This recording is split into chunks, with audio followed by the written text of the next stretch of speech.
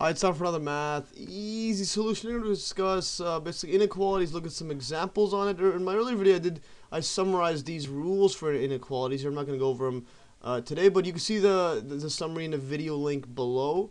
But now let's do some examples. Now the first example is basically states, example 1 here, solve the inequality 1 plus x is less than 7x plus 5. Now what this means by solving, it just means finding the x values that satisfy the inequality here. So that's all it is. We have to find the x values or the interval that satisfies this. So if we write this down over here and apply the rules above, what we could do in this case, we could, I just want to put the x's on one side, so I'll go minus x here, minus x. The sign doesn't change by the rules above here, so we're going to get 1 less than 6x plus 5 here. Now we're going to subtract the 5's on both sides, so negative 5, just like a regular equation here.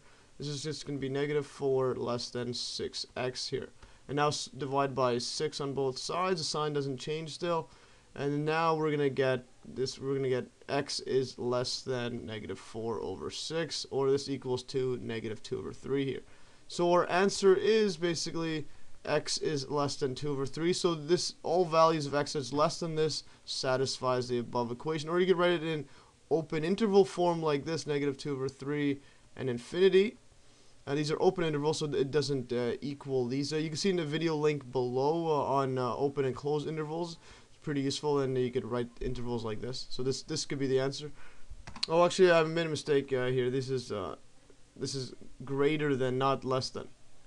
Yeah, I just got confused with this one here because I moved the x on this side. Yeah, so basically x is greater than, and this interval is still correct. What this means is it's you just have, if this is at negative 2 over 3. It satisfies for all the values to the right of it, so we're greater than it. So now example 2 here basically says solve the inequalities. So we have combined inequalities here of this one here. 4 is less than equal to 3x minus 2 less than 13 here. So what we could do here, we could actually work with all this at once. So we want to make x by itself. So what we could do now is plus 2 on every single side. The signs don't change by the rules above here. On the rules shown above in the summary basically. So now we have this is going to be 6 is less than equal to 3x less than 15 here. Now divide everything by 3, the sign still stays. So we're going to get now 2 is less than equal to x less than equal to 5 here. So this is our answer here, or you could write it in closed open interval form, and you could write it as this one, close bracket 2, because it equals to 2, or it can equal to 2. And then up to 5, comma 5 here, and this is a open bracket. Yeah, that's open and that's closed. And if you were to draw a number line here, if this was just like an X line here, this would be a filled circle at 2, and then at 5 would be an open circle here, and it's all the values in between here, except 5 here. So that's this corresponds to that, this corresponds to that as well. Okay, so now the example 3 now basically states solve this inequality x squared minus 5x plus 6 less than equal to 0 here. There's multiple methods of solving this. One way is basically what we could do is factor first. I'll show another way with graphing it, which is pretty interesting. So well, if you factor this out, this could equal to basically x. This is two numbers, number that to add up to negative 5 multiplied to 6. So this is going to be negative 3. And x is negative 2 here, because if you expand this out, you're going to get this one here. So if we factor out this one here, and now we know that at x3, x over 2, so when this equals to 0 is at x is equal to 3 and 2 here. So we have two values where x is equal to 0. I mean, not x, the function here is equal to 0 here. So what we could do is basically just let y equal to the function, this x squared minus 5x plus 6 equals to this. And now just basically find out when it's negative, or when it's less than 0 here, or less than equal to 0 here. So we know that it equals to 0 at 3 and 2. So if we draw a number line, so if we draw a number line here basically from 2 and that's 3 here, that's when they're equal to 0. So we have to find out if it's going to be negative or positive on these intervals here. So if we look at x is less than 2 here, and just by looking at this equation here, or this one right here, if you put in anything less than 2 in this case here, this one is going to be negative here. So we're going to get a negative for the less than 2. And this one here, if we put a less than 2, this is going to be negative as well here. Just think about it, if you put in 1, you're going to have a negative 1. put in 2 here, we're going to get negative 1 as well. So negative negative becomes a positive. Yeah, so then this side's going to be a positive, and that's going to be, well, greater than, y is greater than 0 here. And this y is equal to 0 here. Remember, y equals to 0, y equals 0 here. And now in between here, we're going to have at x is less than 3 and greater than 2 here. So then at this point here, if you put in, let's say, number like 2.5 in this case, if you put 2.5 is greater than 2, so this is going to be 2.5 minus 2, which is going to be a 0.5 or a plus. And if you put it in, and then 2.5 is still less than 3, so this is going to be a negative here. So a negative times a positive is going to be a negative. So this sign here is going to be less than 0. And then similarly on this side here, this is where x is greater than 3 here. If you put in x is greater than 3, this is positive, this is positive. Just put in, let's say, 100 minus 3 is 97, 100 minus 2 is 98, so etc. That's positive here. So we have only one interval which is less than 0 here.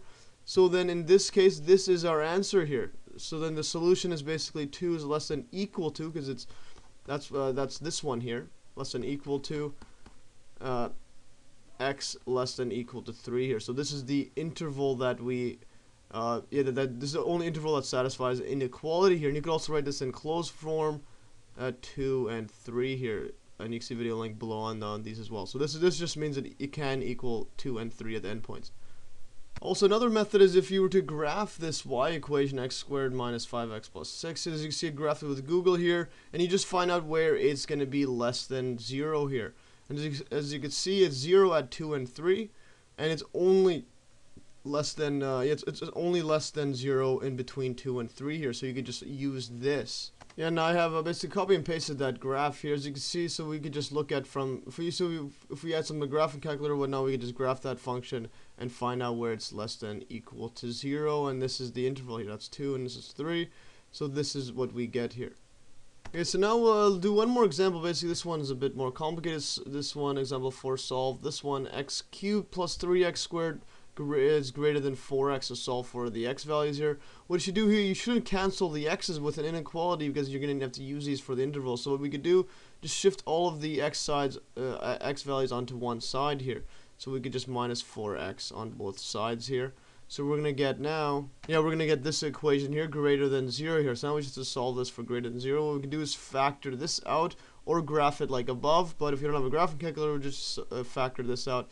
So first thing we do, we can take the x out of there. So we can have x is bracket. Yeah, so we have this one here when we divide the x out of there. And now we could factor this one out by number timesing something that that adds up to 3 and multiplies to negative 4 here. So this is just going to be x plus 4. This one's going to be x minus 1 here, because multiplying this out equals this, adding equals to 3, and basically if you expand this, you get this function here. So now we have to solve this for greater than 0 here, and we could do the same thing as above. Now we have this basically actually we'll just let this equal to let it equal to y here, and basically y is equal to 0. This whole function is equal to 0 at, like above, x equals to 0, negative 4, that's when this is 0, and this one is at 1 here. Yeah, so now I've made a table here. You could do it like above, where we had the line across it like this, but this one is a bit more complicated because this one will have 3 stuff we have to check here. So what I just did is made a little table here, so now we have to just find out if this y is greater than 0. So which intervals is greater than 0 here. So if we look at this one, because there's 3 points where they are equal to 0 at 0, negative 4, and 1. So what we could do is look at values at the interval x is less than negative 4. So this one would just be now, so at negative 4, because remember we have to multiply this x minus 1, x plus 4. So we have to look at x, is it going to be negative or positive? Well, less than negative 4 is going to be negative. And then negative 4 or etc. minus 1 is going to be negative as well here. And if this is less than negative 4, so we're going to have, let's say, like negative 5 plus 4, that's also going to be negative here. So negative times a negative times a negative, this one's going to be positive, it's going to be negative now. And negative number, it just means it's going to be less than 0 here, so it's not the interval we want. And now in this case here, So and now at this interval here, which negative 4, x is greater than negative 4, less than 0, it's still negative.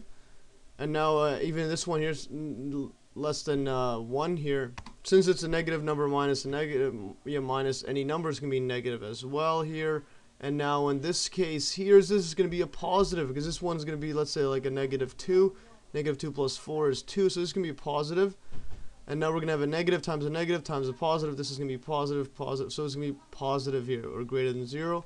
So now if we look at this one here, 0, x is between 0 and 1 here, positive, so it's going to be positive x. And this one here, and it's going to be negative in here, because if you put let's say 0.5 minus 1, that's going to be negative 0.5, etc. Now if we look at this one here, this is a positive number plus a positive number is going to be plus. So positive times negative is negative. Negative times a positive, it's going to be a negative. It's going to be less than 0 here. And now this one here, where x is greater than 1, this is positive. This is going to be positive here, because 2 was set, like 2 minus 1 is positive. And this one will be positive. So we're going to have a positive number greater than 0 here. And if you look at a number line here, so at negative, at less than negative 4, it's going to be negative. This one's going to be positive now, and then it's going to be a negative, and then it's going to be a positive here. And thus our answer lies between this and this curve, this interval here. So then we could write it as x is less than equal to 0. Because remember, it can't equal to 0. The function can't equal to it, so that's why the x isn't there. So because this one is only greater than, it's not greater than equal to 0, etc. So we look at wherever it's positive. So this one's gonna be negative 4. So that's our answer. And actually, yeah, or. So yeah, basically we have the answer is going to be either between this or this one here, and they both satisfy the answer here. And if you write it in interval form, well, you could write it as this one's going to be negative 4, 0, this open bracket, meaning it can't equal the endpoints, negative 4 and 0. Or this usually means or, when you look at probability and stats, etc. This just means or, and then we're going to have now 1 and infinity, and they're both open brackets, meaning they can't equal the endpoints. Well, that's all for today. Hope you learned about this. These examples here. It's pretty intense examples, but it's this one isn't. But it's pretty useful. Hopefully you learn it. And if you understand this one, you're gonna probably solve any one you see in the exam. They shouldn't be this hard. Well, that's all for today. Remember, you can also Remember, you can also download these notes in the Dropbox link below, and that's all for today. And stay tuned for another math easy solution.